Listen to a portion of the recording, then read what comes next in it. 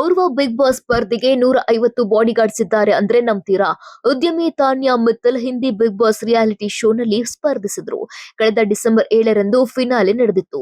Tanya Mittal finale ತನಕ ಕಠಿಣ ಪೈಪೋಟಿ ನೀಡಿದ್ರು. ಮೂರನೇ ರನ್ನರ್ ಅಪ್ ಸ್ಥಾನ ಸಿಕ್ಕಿತ್ತು. ಬಿಗ್ ಬಾಸ್ ಮನೆಯೊಳಗೆ ಇದ್ದಾಗ ತಾನ್ಯಾ ಮಿತ್ತಲ್ ತಮ್ಮ ಶ್ರೀಮಂತಿಕೆಯ ಬಗ್ಗೆ ಹೇಳ್ಕೊಂಡಿದ್ರು. ನಿಜಕ್ಕೂ ತಾನ್ಯಾ ಬಳಿ ಅಷ್ಟೆಲ್ಲ ದುಡ್ಡು ಇದೆಯಾ ಎಂಬ ಅನುಮಾನ ಕೆಲವರಿಗೆ ಮೂಡಿತ್ತು. ತಾನ್ಯಾ 150 ಬಾಡಿಗಾರ್ಡ್ಸ್ ಇಟ್ಕೊಂಡಿದ್ದಾರೆ ಎಂಬ ಸುದ್ದಿ ಎಲ್ಲಾ ಕಡೆ ಹರಡಿತ್ತು. ಅದಕ್ಕೆ ಈಗ ಸ್ವತಃ ತಾನ್ಯಾ ಉತ್ತರ ನೀಡಿದ್ದಾರೆ. ತಾನ್ಯಾ ಮಿತ್ತಲ್ ಅವರು ಸಖತ್ ಶ್ರೀಮಂತೆ ಎಂಬುದು ನಿಜ.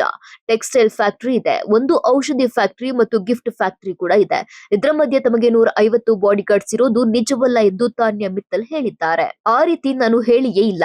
150 ಬಾಡಿಗಾರ್ಡ್ಸ್ ಇದ್ದಾರೆ ಅಂತ ನಾನು ಹೇಳಿರುವ ಒಂದೇ ಒಂದು ವಿಡಿಯೋ ಕೂಡ ಇಲ್ಲ. ಇವೆಲ್ಲ ತಂತಾನೆ ಹುಟ್ಟುಕೊಂಡ ಗಾಸಿಪ್. ಬಿಗ್ ಬಾಸ್ ಸ್ಪರ್ಧಿ ಜಿಶಾನ್ ತಮಾಷೆ ಮಾಡ್ತಾ ಇದ್ದ. ನನಗೆ 150 ಮಂದಿ ಕೆಲಸದವರಿದ್ದಾರೆ ಅಂತ ನಾನು ಹೇಳಿದ್ದೆ. ಆದ್ರೆ ಅವನು 150 ಬಾಡಿಗಾರ್ಡ್ಸ್ ಅಂತ ತಿರುಚಿ ಹೇಳಿರಬಹುದು ಎಂದಿದ್ದಾರೆ ತಾನ್ಯಾ ಮಿತ್ತಲ್.